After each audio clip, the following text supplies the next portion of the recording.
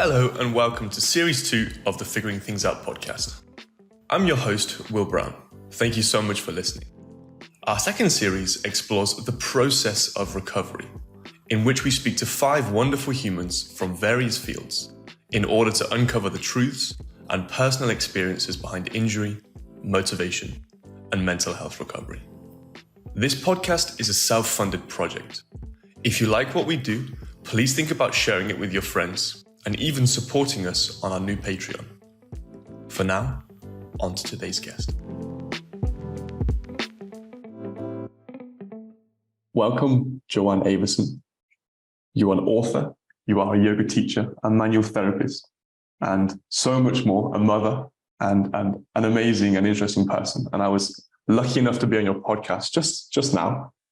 And I think we hit a really interesting point, a really interesting state, let's say. And I'm really excited to flip the roles and to be in the hot seat of interviewing you and to try and stay in that space that we found of flow, let's say, of seeking that mutual interest and really finding hooks in each other's words and really having a lovely time. So thank you so much for taking the time to be on my podcast, the Figuring Things Out podcast.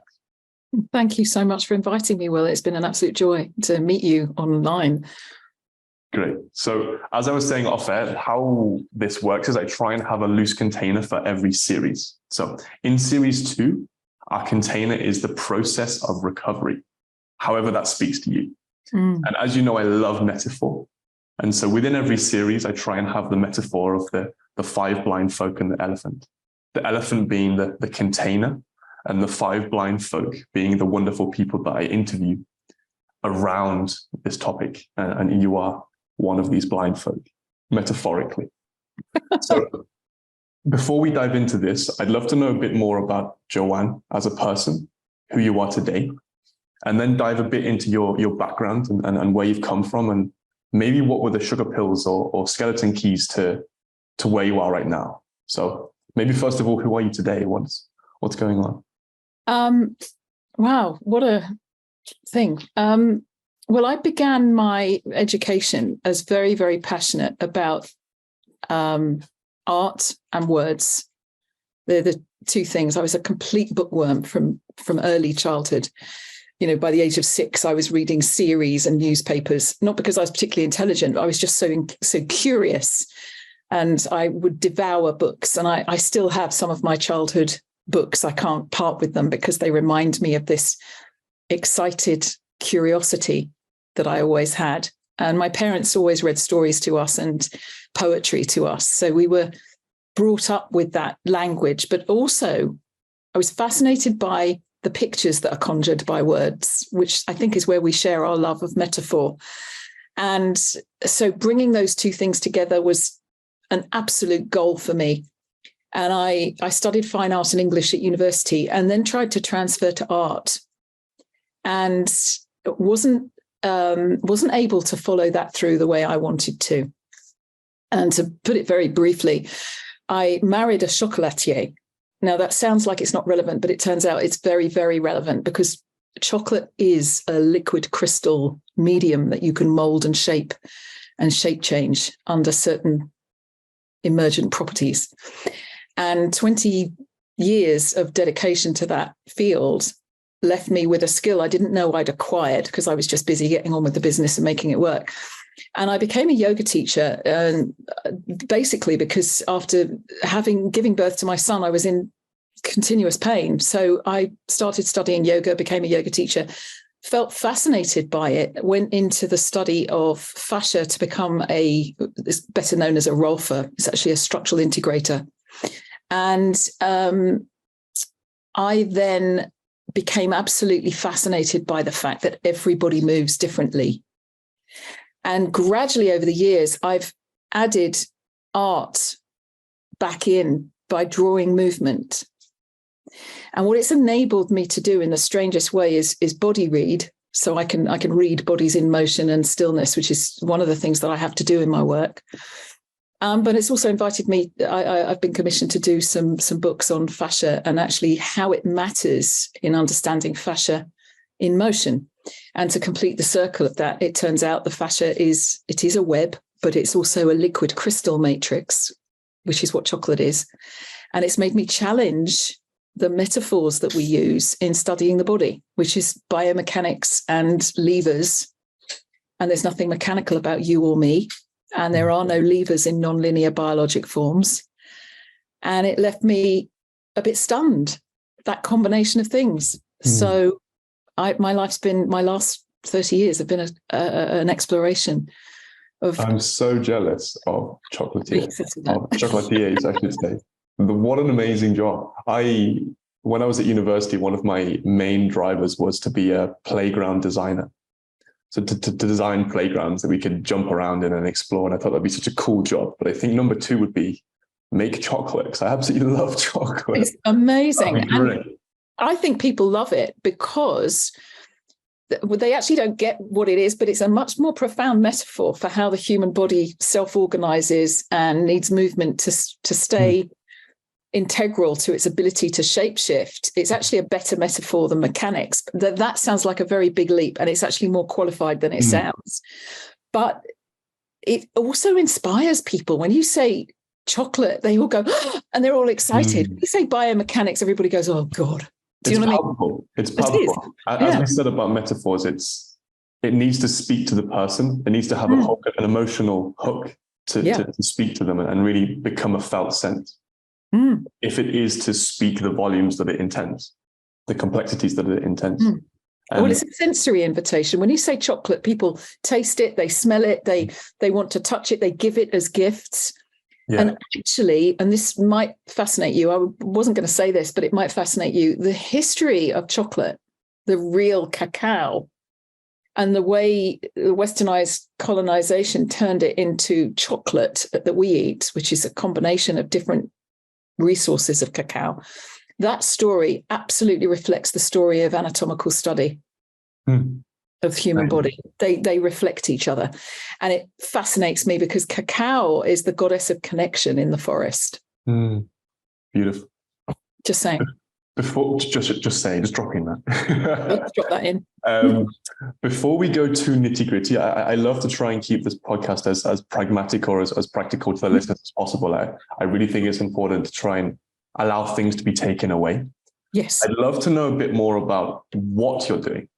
So the what's of your work.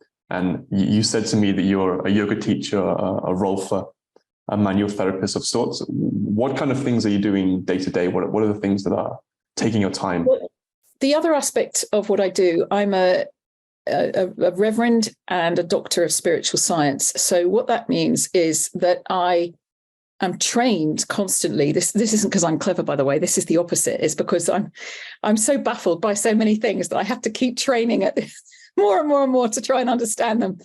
But the key is, you talked about this, people for me present as whole and complete. The being and the body are one. And we've been brought up on a diet that the being and the body can be separated. And that's because historically, when anatomy was studied, René Descartes did a turf deal with the Pope to get permission to dissect human bodies. And that turf deal was the mind, the emotions, the spirit, the soul belonged to the church, and everything else, the body, went to science. And that rift divided us. So on the theme of recovery, the first thing I think we have to recover from is this inherited spellbinding notion that the body and the being are two separate things. Now, when you talked about how you bring certain psychological principles into your teaching, you don't describe it as that, you just get on and do it. That is, for me, integrating psychology and physiology straight away. They're not separate.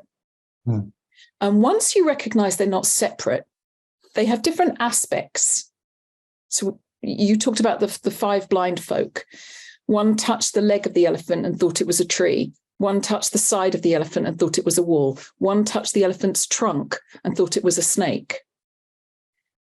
When we start seeing the body and the being as one, we have to hold all aspects, the physical, the emotional, the mental, and the spiritual as one, that what we can see and what we can't see. And in my experience, people go down one of those spokes. We talked about this. And each time you go down a spoke in a wheel, which is a full circle, It's a full circle. We need all of it. When you go down one spoke, you end up specializing in one place and separating one aspect out of the others. Now, what I love about your work is you incorporate those aspects together. So when it comes to the theme of recovery, part of my job, if you could call it that, is literally bringing people's sense of where they are at a given time into how they move, hold themselves, and find comfort in their body.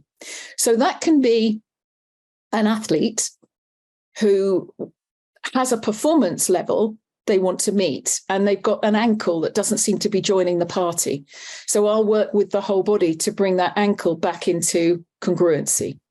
But it might be a friend of mine who stumbled and injured their knee. They're going to have a completely different treatment to bring that back into congruency with the whole. So I won't look at them and think, oh, you've got a knee injury. I'll look at how can we recover this? What's happening? So I'll watch them walking and body read them. And then maybe because of the amount of anatomy I've done and dissection and blah, blah, I don't know, but absolutely beyond it is this ability to see where their energy isn't congruent with the rest of them. They might need tape, they might need manipulation, they might need movement, they might need all sorts of things. And they might need to rest and breathe. And this is really a takeaway answer to your question. It's something you said in the interview with me in a different context. Very often, I will invite them to breathe into the injury, if there is one, and simply become present to it. Because very often people want to get rid of it. They come in, they're going to pay me to get rid of it. And it's almost like it was a successful session if their pain's gone away. Sometimes that pain is of value. It's training them to do something else. So to begin with, we become present to it and breathe through it. And here's the thing, and this is a keystone of recovery, and I don't know if I'm going to make myself popular for saying it, but it is a spiritual, mental, emotional, and physical power. I invite them to do nothing and listen. And when they just do nothing and listen to their own body, and I might be holding them in a particular way or touching them to reinforce and support that. When was the last time we gave ourselves permission in this crazy world with all this stuff going on and all this information coming in on our phones and our computers to just sit there and close our eyes and do nothing? It's a superpower. And then it's breathe into the space, but not with a purpose to get rid of the pain, just with a purpose of sitting absolutely still and doing nothing. So before you touch the elephant, being present to the elephant's presence is what is something. Something. This podcast is currently a self-funded project. So if you're enjoying the conversations and would like to get involved in supporting us, please feel free to buy us a coffee and support us via Patreon. You can also give us a follow and share this with your friends, as it really helps us grow. To see our coaching, courses, and event offers, please visit our website, www.figuringthingsout.com. For now, back to the podcast. I wrote recently about my process of let's say recovery within my shoulder. I recently had some issues with my shoulder, and you gave these beautiful metaphors earlier of the tennis net. Before we were on air, you said about the tennis net. Yes. Would you like to put some words to that? Because I think you said it so lovely. Oh yeah. So, like you, I agree that metaphor is required. And when people come for manual therapy, particularly, they come in with the name of the location of the pain or the name of the condition they've been given by someone else or worked out from the internet that they've got. The first thing is to get them talking about it so that you can find the history. And the second thing is to give them a metaphor as why, let's say it's your shoulder, it's the last place I'm going to go. And here's why. let's just imagine, this isn't a brilliant metaphor. I'll give you another one with an elephant, actually, that might be better. But let's start with the tennis net, as you asked about it. Imagine a tennis net across a court, and we can all imagine that. And it's got a knot in the middle of it. And everybody comes along and they look and they see that the bottom of the tennis net is no longer straight, parallel with the ground.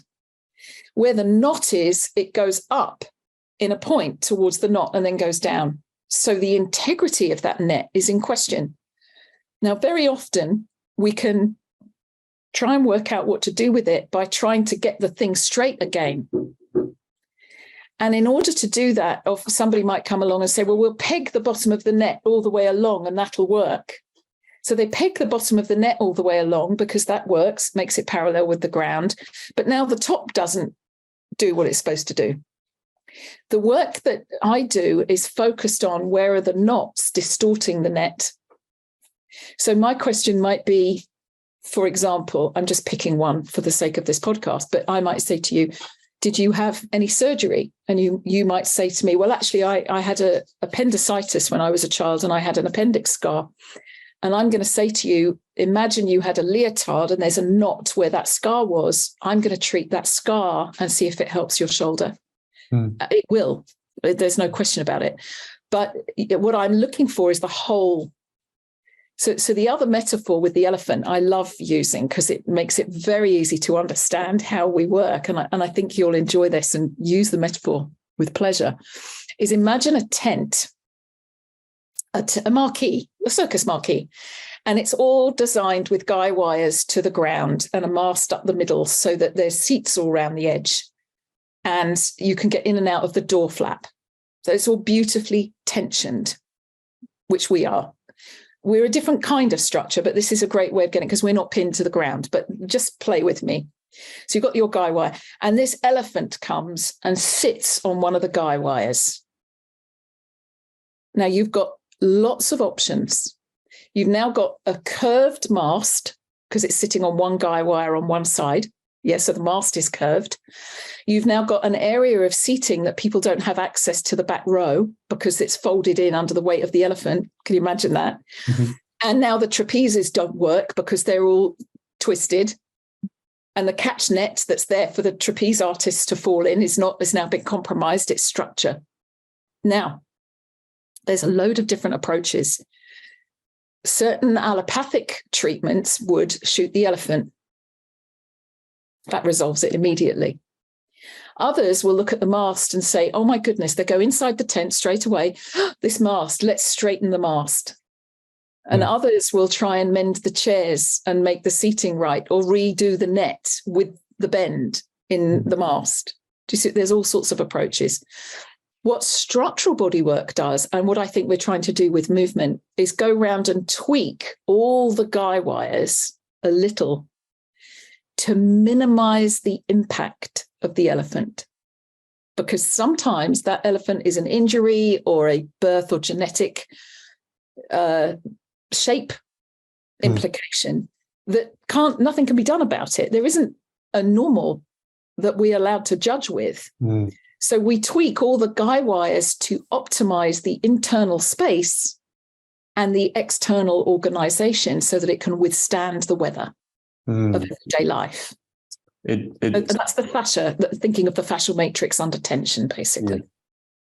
It really says, it speaks to me on one other level, which is the idea of kintsugi in Japanese pottery. I think it's kintsugi. I might be completely wrong here, but it's a word similar to kintsugi. It comes from wabi-sabi, this idea of everything is perfect in its imperfection. Yeah.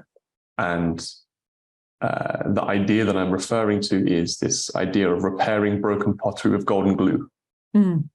And for me, that's how I really feel injury and trauma in my body. Absolutely. Is that I can't eradicate it totally, necessarily. Sometimes I have to accept that it's now part of me, and I have to accept that I need to highlight that and use it as a unique way of me moving through the world. And it's part of my imprint or my story, my movement print, let's say. And I can move forward with that in awareness rather than trying to bash and cut it away or push through it or force myself to do better. Brilliant. Irrespective of it. And I think this is another metaphor. Not to only speak in metaphors in this conversation, but I think it's a perfect one. We'll lose people It's very brilliant. quickly. It's brilliant. And this is in recovery, Will, I think that the first law of spirituality is acceptance, not acceptance, acceptance. So the first thing of being still and being present to that injury is accepting whatever that injury can teach you. It's the lead of a wound, to use one of Carolyn Mace's phrases, that you can transform into the gold of a gift. And I personally don't think it's a coincidence that we get the injuries and issues that we get. They teach us. I always feel I learn more than I lose by them. So I love that you said that acceptance, that breathing is literally the first rule of recovery. And this sense that by doing that, you're actually incorporating that injury into the whole body. It may not be desirable, but you can't start working with it until you accept it. Otherwise, you're in a fight. And that conflict, I think, inhibits recovery. I completely agree. And I think that also speaks to the emotional level of injury and trauma. And I think that the same way we spoke about softening in the previous conversation and resonance. Yes.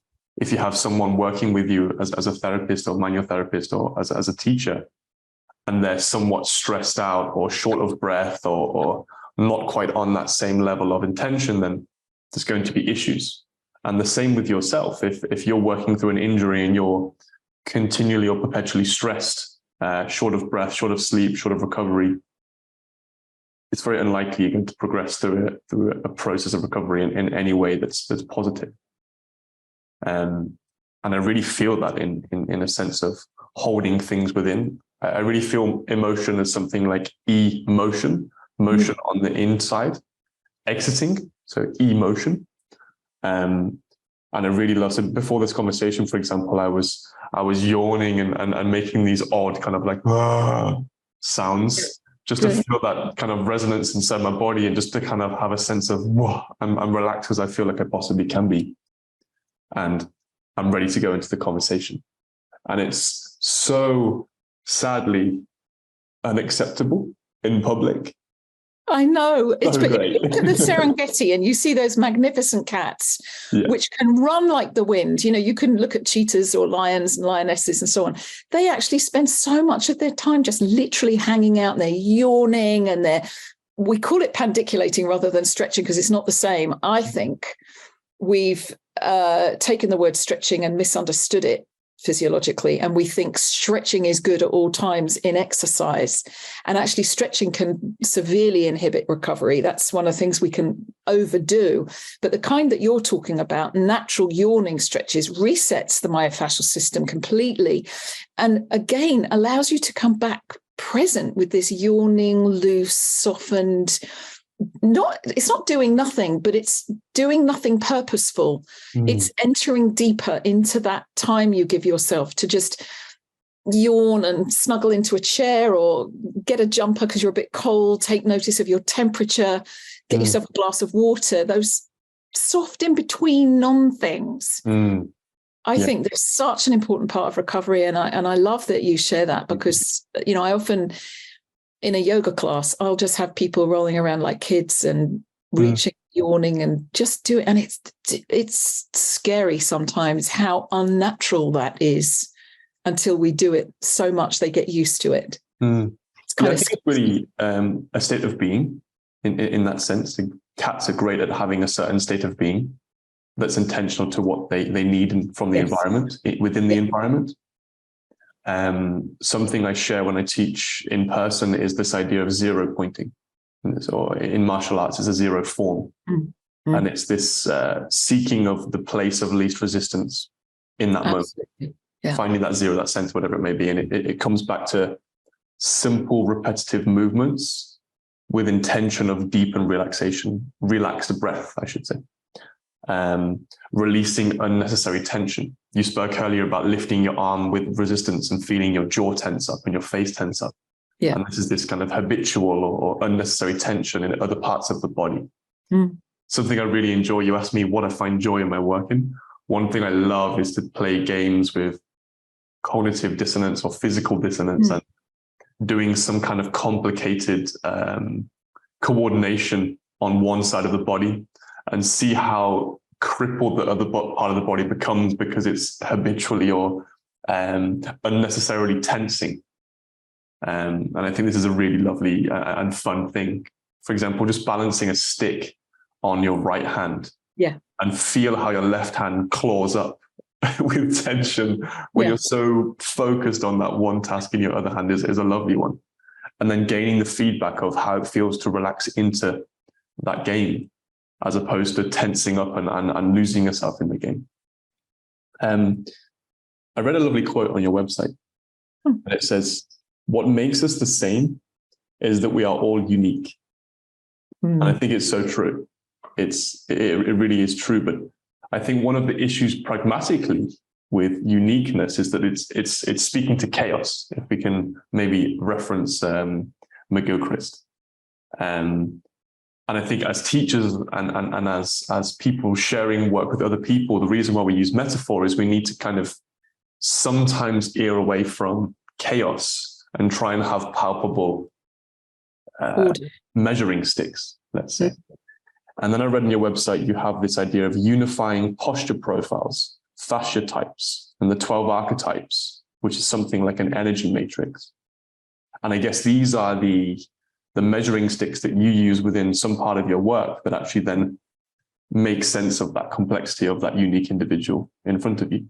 Well, yes, and I simplify it so that we can all use it, because it's not a super detailed thing that you spend years learning every single nuance, and then you can place someone on a graph and hold them there and rubber stamp them in another way. It really isn't. Let me clarify that and speak to this idea of uniqueness. Everyone is unique. And so the idea that we can have a movement protocol or a movement system that is the same for everybody, we can train everybody the same for a movement purpose is a bit bonkers, because it's not the posture that gets expressed, it's the person expressing it that finds it, but they find it in unique ways. So the somatic archetypes comes about because through the study of fascia, I have the great privilege of working with some of the leading scientists in the world on that and arguing with them, which I think is a privilege, only because they tolerate me, or asking too many questions because I'm so curious. And one of the issues around the understanding of fascia, and let's emphasize this, the idea of fascia, the understanding of fascia is not new. Fascia is not new. Fascia is as old as physical biologic forms. What's transformed particularly in the last 4 decades, is the understanding of its significance. You know, there are other people in history 200 years ago, 100 years ago, who really put the flag up that the fascia system is actually something much more than an inert packaging material that scaffolds us together and connects bits to other bits. But recently, the ability to measure in a very refined way is transforming our understanding of the fascia matrix within us. And I will answer your question. The fascia matrix within us is now known to be the largest sensory organ of the body. It's now known to have multiple expressions in the body. So it's what makes the wall of a cell. It's what makes the tube of a nerve vessel or the tube of a blood vessel. It's what wraps every muscle, but every muscle fiber and every fibril that forms that fiber. So it's literally everywhere. And it's all under tension. So what that means is it resonates. And we also know that it conducts light. Very, very low emissions called biophotonic emissions. So in other words, we could say, if we simplify this, that it conducts light and sound through the body. It's our resonance web. And we know that. We don't know that we know that. We don't call it that. We'll say things like, I feel at ease, or I've just had a gut reaction. I just can't stand this. Or no, that just doesn't feel right to me. And when we can measure this and understand that it's actually the interface where our body assesses millions of things per moment to organize us, we begin to recognize its power. Now, the big problem we've got is that science wants to stereotype the fascia and name it, because in anatomy science, it's just a dissectable sheet or sheath. And what's happening is the fascia research scientists want it named as, is it a system? Is it a thing? Is there one fascia or millions of fasciae? Is it plural? When we know embryologically, we all formed out of one continuous piece, one continuous fabric. You are made of one piece. So everything in you that moves when you move, Will, moves everything, because everything that you're not moving takes just as much neuromuscular wisdom in your body as everything you are moving. So when you do your lovely yawn, the part of you that's absolutely still and slumped in the chair and the part of you that's actually yawning are all working together. One bit's switched off, in inverted commas, another bit's switched on. That's how you move without shaking and tremoring. And when somebody has shakes and tremors, that's because their natural neuromuscular inhibition isn't working. They can't not move powerfully. This is why doing nothing is so powerful. It's actually the peak of human performance. So when the problem with the fascia in the science basis is it's trying to be stereotyped, and stereos means fixed. So trying to fix fascia into a thing. Archetype, archene, means the governing form that is expressed uniquely in multiple ways. So for me, the fascia is an archetypal thing, not a stereotypical thing. And that's one of the big problems science is having because it can't name it. And what that speaks to is that every single one of us is unique. We all have fascia. We're all made of it. All our parts are made of it. We organize ourselves myofascially, neurofascially, neuromyofascially, osteoneuromyofascially. You can get right in a pickle with all that.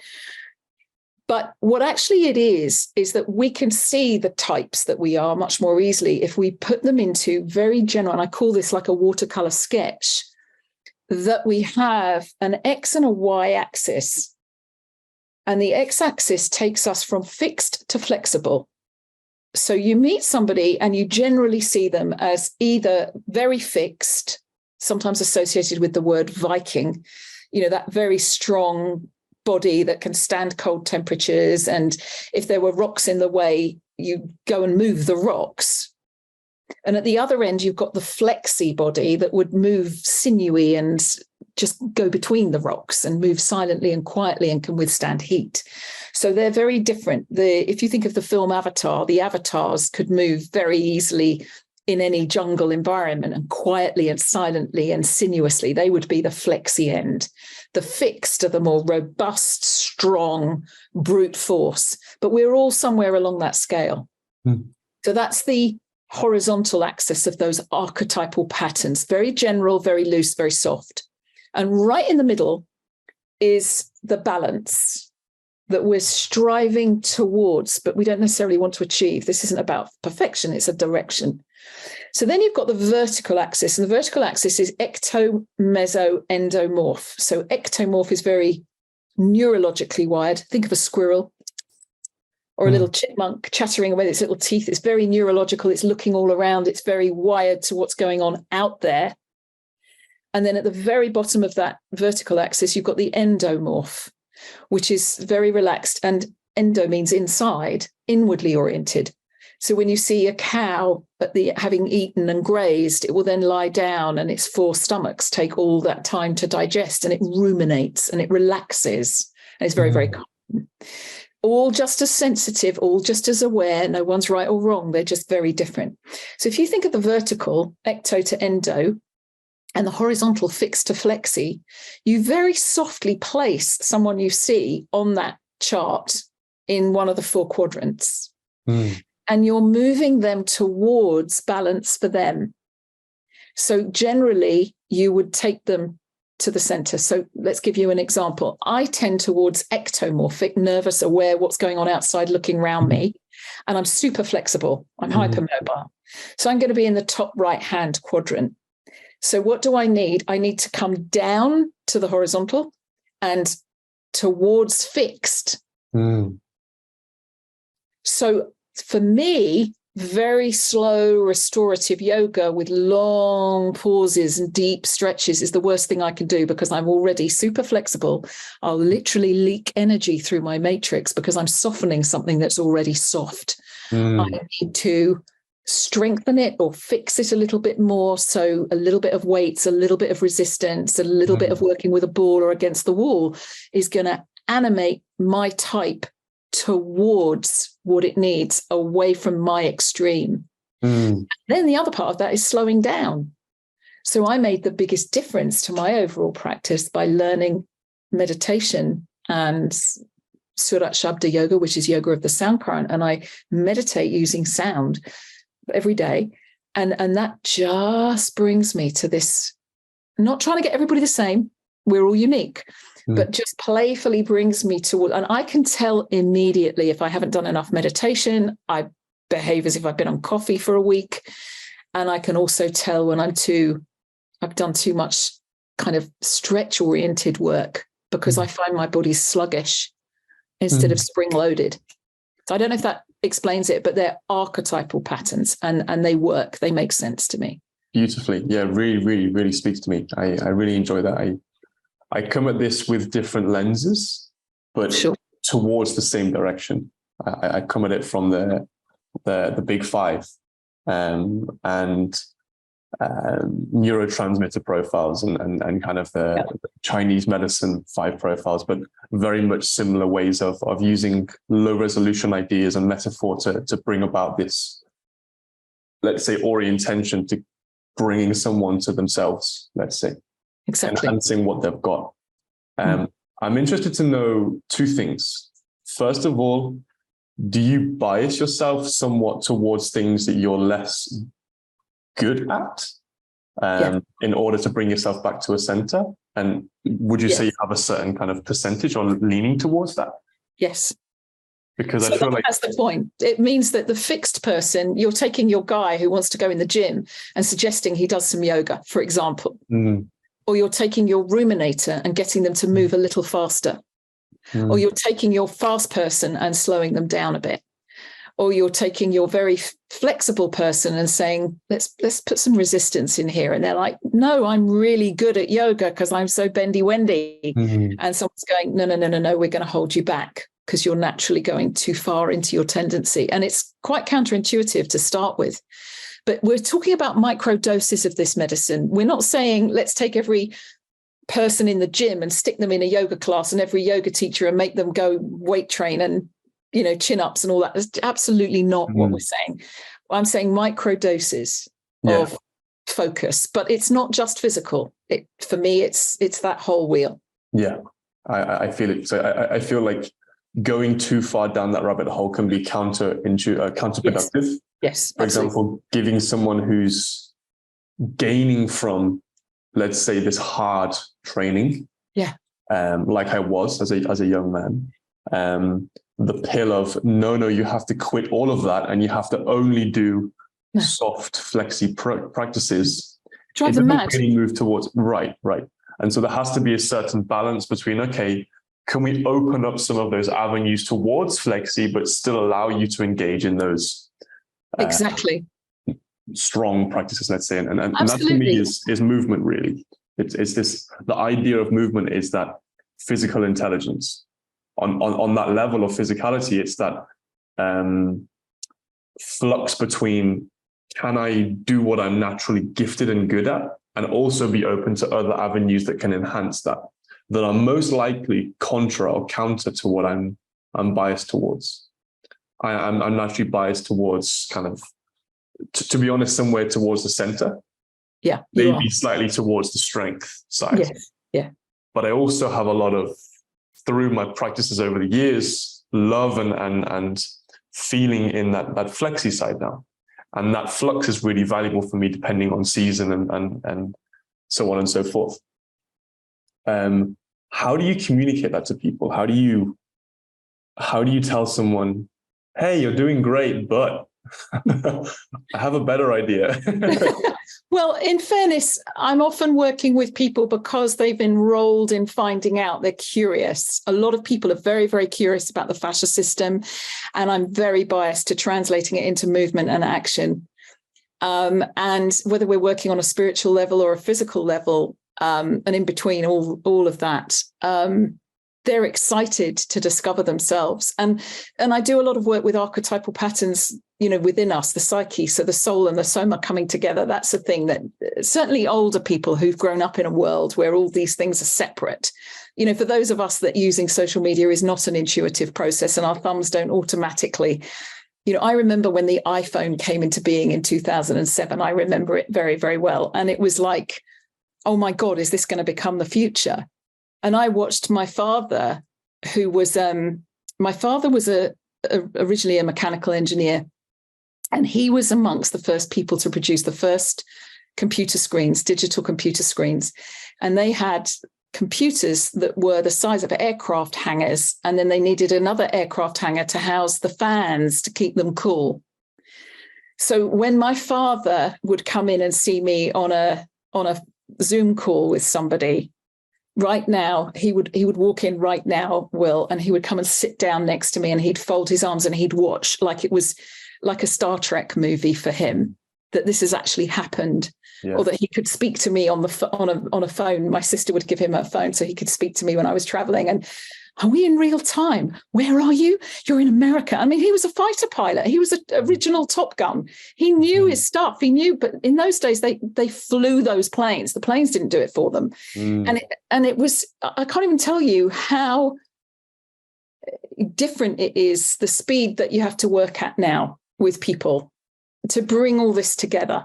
And people that remember that separateness, if you like, love working with their archetypes, to honor their archetypes. And where I come from, we're all here to find our highest version of our best self.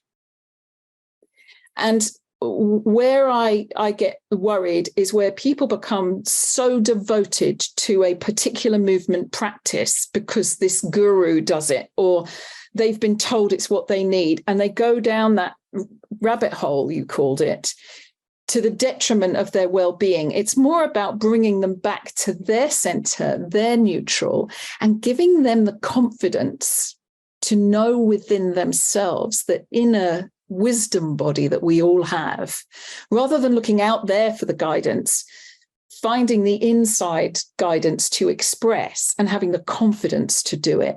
Now, I'm not saying that's unique to older people. I'm not saying that for a moment, but where I find myself working with people is encouraging them, first of all, to not feel separate from what they feel. What you're doing and what you feel and how you do it are not separate things. You talked about the what, the how, and the why. They're not separate. They really are a holy trinity of everything that we're doing. And what it is for me is, like you, the service to others of mirroring back through my ability to body read, to my ability to intuit archetypal patterns physically and let's say spiritually, to bring that together. This isn't rocket science, by the way. It's a skill in that you just practice it, like you practice the way you move. You didn't start off moving the way you move now 10 years ago. But through the difficulties that you experienced and through the places you traveled to and through your willingness to learn, you've transformed your experience into something that you can now express for others. And you're practicing that, right? Like I do. We practice the feedback, and sometimes it works and sometimes it doesn't, but we only win or learn. We never lose. And so I'm often encouraging people to listen for their own guidance and express their congruency. Because when they come to me with their teeth gritted, and I've been doing this yoga practice and I do 90 minutes a day, every single day, and I do it and I do as I've been told, and I can't, and they're in such a state of upset because it hasn't worked the way they expected it to, because it doesn't belong to them. Because how they're doing it is not in alignment. There you go. Yeah. But sometimes we need feedback, because I don't know about you, but I was very ill 2 years ago. And all my knowledge just sat there looking at me as a stress and an anxiety that I should know what to do. And the truth is, Will, I didn't. And I had to phone my friends, and I phoned a lot of them. I phoned a spiritual mentor. I phoned a friend who's an elite athletics coach in the Canadian Olympic teams. I phoned a clinical anatomist and a scientist about the surgery that I was having. I phoned, I'm talking about people at the tops of their fields. I'm not boasting about them. And I'm not saying I phoned them up to teach me. I phoned them up and said, what shall I do now? And guess what? The same number of people I asked, I had the same number of opinions. And I was left sat here between, I would say, me and spirit, working out what I needed. And I thought to myself, I've been doing this for as long as you've been alive, 30 years, and I don't know what to do.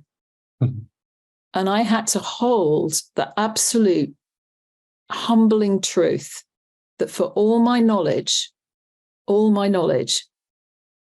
I didn't know what to do right now. But I promised myself, because I treat people for the issues of the type of surgery I had to have, that I wasn't going to come out with those issues, because that's ridiculous. Because I'd lose face. I couldn't care less. I was so ill. I was just grateful to be alive. Because I just thought, I've been on this planet all these years. I can't throw away what I've learned and not use it for myself first. Then I can make a difference to others, a real difference. Yeah. And that was humbling. It could have been humiliating, but I couldn't care less. I just had to find a way. And what I did was so simple and so small and so honest. I just did 12 minutes every day of tiny, tiny sequences that made sense of my beingness on that day at the time, physically. I found, in your words, I found my own physical intelligence. And it was 12 minutes a day for 12 weeks. And I fully recovered my whole range of movement. And then I had to rewrite my own books, because there is no way before this happened that I would have said 12 minutes a day would make a difference to anybody for anything. It was transformative. And it taught me about gentleness. It taught me about tolerance. It taught me about accepting the condition. It taught me about the fascia matrix, that it's my own body wisdom and I needed to ask it. And after 12 minutes, it had had enough. It needed to rest. I think it also speaks to consistency, and being there again and again. And I lost my train of thought. We'll edit this bit out, but I wanted to say something very specific there. First of all, I'm grateful for you to share that, because I think it's quite a personal and emotive piece there, and it kind of got me. And how do I say this?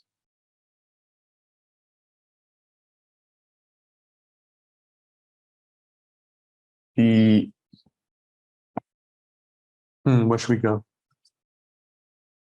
Well, we were talking about what I wanted to say was, so obviously there's a lot of depth in working with people that have those emotional and traumatic experiences, and when we're looking at this place of recovery, there's that large weight of expectation on them to cure. And one of the things you wrote on your website that I thought was lovely, and I'm going to try and read the quote. I can now see more clearly what to do next to make a bigger difference to my clients without compromising myself. And that was a really lovely 3 words at the end, without compromising myself. And this is really, I think, what you're speaking to is you've experienced something quite deep and profound and emotionally, let's say, draining, and then turned up for yourself consistently and been through your own process. And now you're able to kind of come back to your clients and then the people you support and work with them to support themselves without compromising yourself. And I'd love to hear some more on really where you work and what you do with yourself, and the tools maybe that you use in order to not compromise yourself, or the things you're aware of. As a young teacher, I used to find it really difficult, and sometimes I still do, to not take on everything from the person you're trying to be in support or service of. Brilliant question. So in my spiritual practice, I'd said to you earlier, I'm a reverend, which means I'm a minister. And I have to go through regular and consistent training in that ministry. And there's 3 I won't say laws, 3 guiding principles that we use. One is take care of yourself first so that you can take care of others. Don't harm yourself. Don't harm others. Transform everything for your upliftment, every stumbling block into a stepping stone. And those are the 3 founding principles. And when I first heard that, I was driving along to where I live in Brighton, and there's a sign on the roundabout when you enter Brighton that says, it was the Rotary Club, I believe, and it says service to others comes first. And I think a lot of us have grown up with this idea of service, and all teachers, we're all in service. We're in service to our families, our friends, our communities, to one degree or another. And I think we all learn that service, true service, is an act of sacrifice where you put the other first. And we live in a society that tends to call on us to, well, if we're very brave, we can demonstrate our own brilliance, but we're also out there for others first, and then we look after ourselves afterwards. And the teaching I've had, the founder of the movement in which I'm trained, said, if you're not taking care of yourself, someone else is going to have to eventually. So take care of yourself first so that you can give freely of your overflow. Now, what I did I say make myself ill, I didn't mean to make myself ill, but what I'd actually done was I'd not only given my overflow, I'd given everything and my reserve. I had a series of events that involved 7, one after the other every 6 months, 7 potential fatalities, and 4 of them were fatal. And I was just involved with close friends and family who were sick and dying, and COVID and all of those things. And we've all had a degree of trauma, if not witnessed trauma, through this last few years at an unprecedented level. And I think we have to really acknowledge ourselves for that. And the hard part for me, Will, was saying me first, take care of myself first. And doing that simply meant giving myself some time to rest. That was the first thing.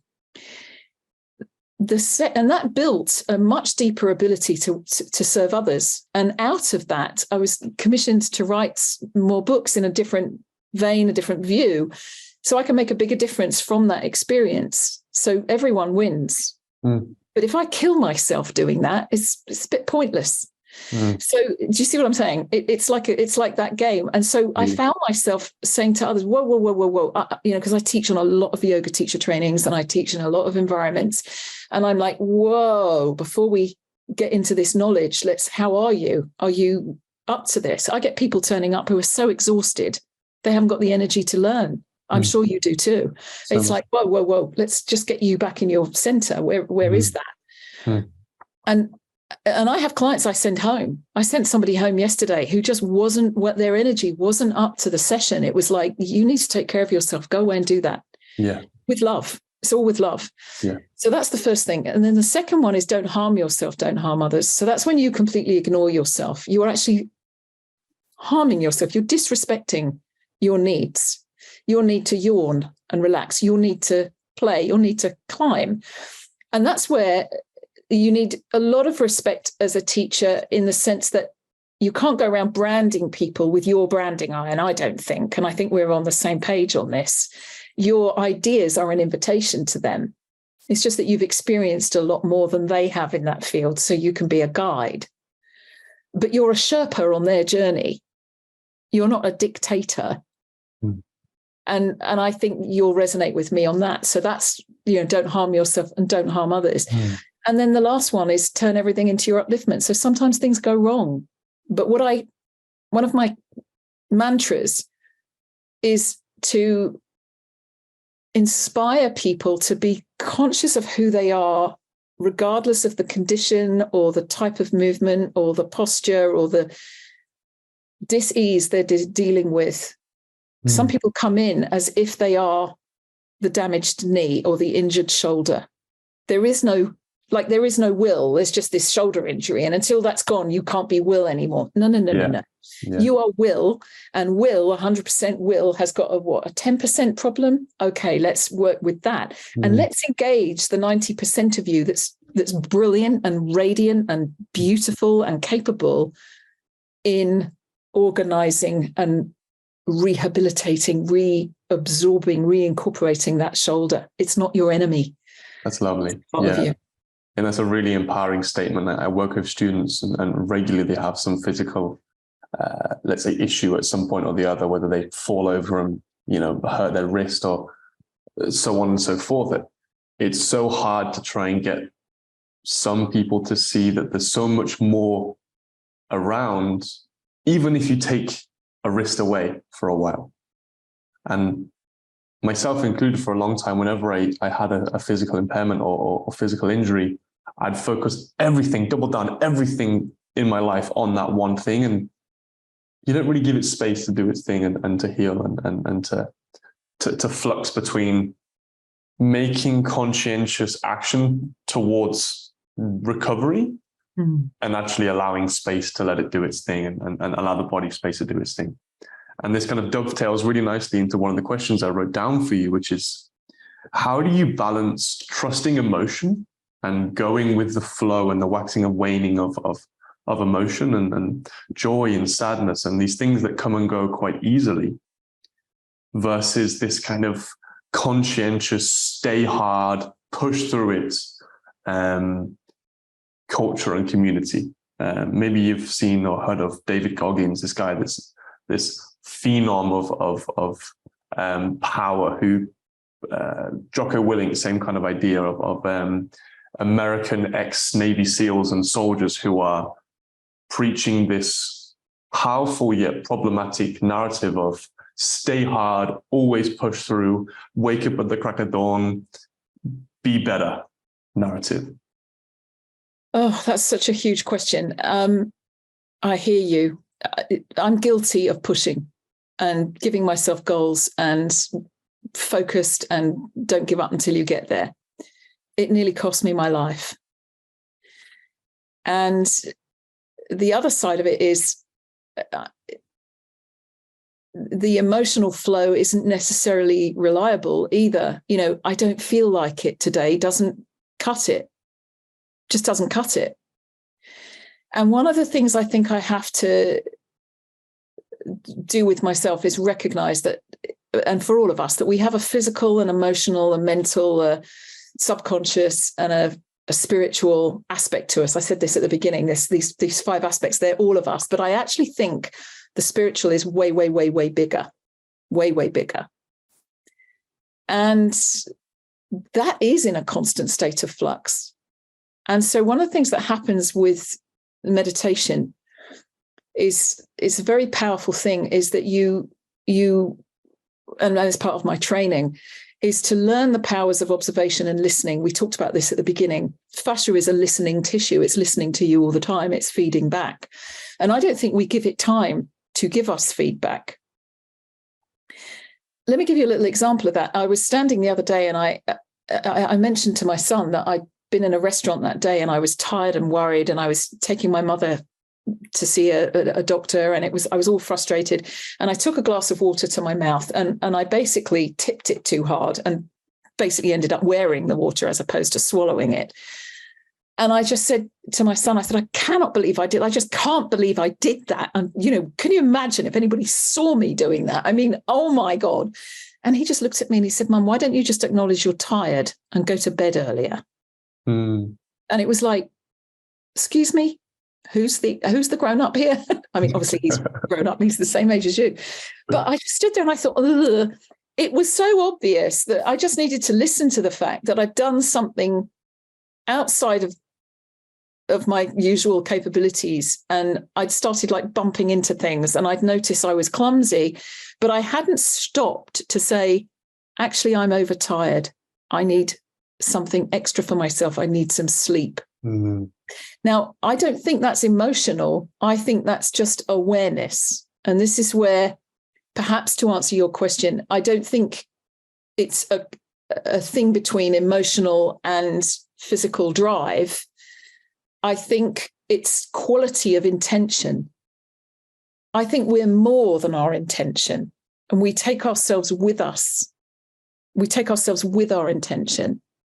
I think when we become our intention, I think we can get into trouble. And if life comes back at you unexpectedly, with an illness. I heard recently of a man, very, very powerful, physically powerful man, who's super fit, super healthy, and basically got up one day and just keeled over.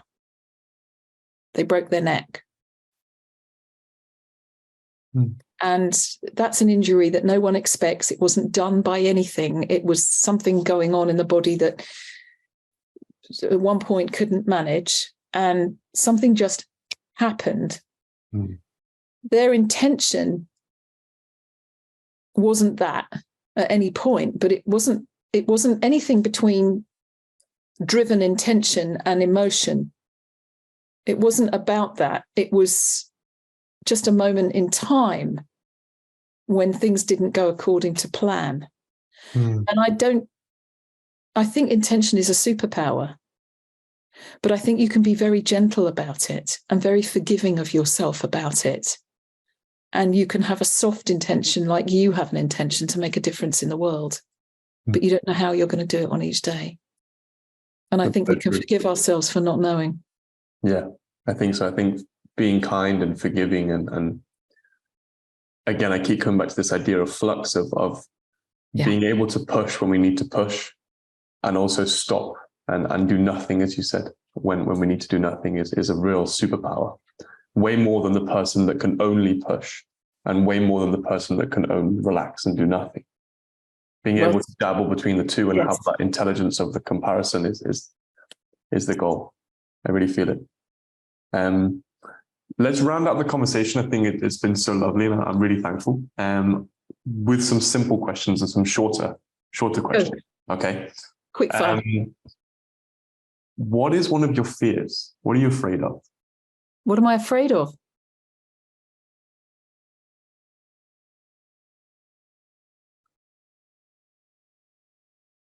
Other people's deep prejudice. What gives you satisfaction within your work? People experiencing the gold of their gifts. You have a tip for the younger Joanne? Breathe. Breathe. All is well.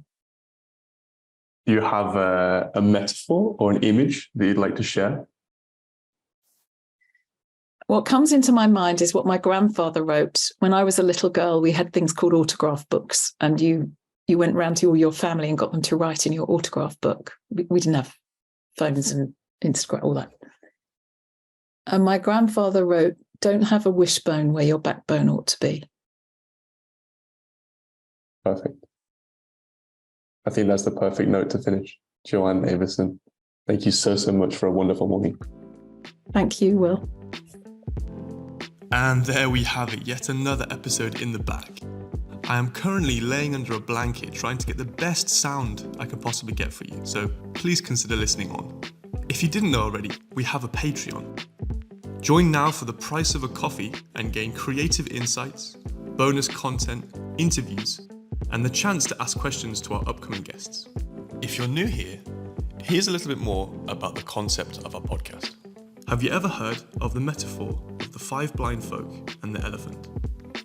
It's the inspiration and idea that drives this podcast, and it goes something like this. There are 5 blind folk walking through the jungle. They stumble upon an obstacle. The first one steps forward, touches its leg, and goes, it feels like a giant tree. The next one steps up, feels the trunk, and goes, no, I think it's a giant snake. They each have a turn, trying to feel what the hell this obstacle is. And it's only when they put all 5 together, they understand that it's actually an elephant in their way. These differing perspectives and then this overarching clarity is the inspiration that we love and feel is important to get through with this podcast. In this way, the blind folk are our guests, each with their own perspectives and ideas. The elephant is our series topic that we explore from these perspectives to gain a greater insight. If this is your first episode, why not check out the others in this series to gain a greater understanding of this topic? or check out the previous series where we explored the concept of movement culture and training. As always, it really helps us if you like and share this with your friends and family. We're a self-funded project, just trying to open up interesting conversations with interesting individuals for you guys to listen to. Thank you, and keep figuring things out.